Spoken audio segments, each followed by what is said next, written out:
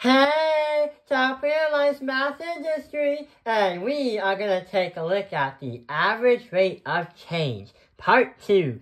So, remember from the previous video how we've been looking at the average rate of change with the graphs?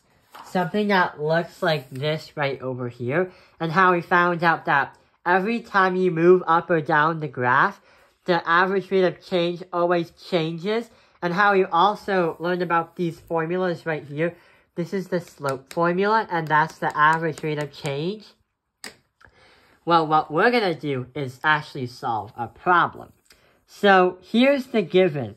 For the function of x equals 2x squared plus 5, find the average rate of change with 2, 3. So, here's what's going to happen. For us to get our variables, or our information, we have to use, from this formula, b and a. But what we gotta do first is find out what b and a really is. So we're gonna say that 2 and 3 are going to be lowercase a and lowercase b, because that's gonna help us out. So what we have to do is plug in these two things and put them into the equation up there. So, we have 2x squared plus 5. We're going to add the 2 first. So, if we add 2 in for x, 2 squared is going to be 4. And 2 times 4 is 8. 8 plus 5 equals 13. So, 13 is going to be our capital A. What about our lowercase? We have a lowercase set, but what about our uppercase B? Because there's an A and a B into the formula. So, what's going to happen? We have 2x squared plus 5. If we put 3 in for x, 3 squared is 9. 2 times 9 is going to be 18.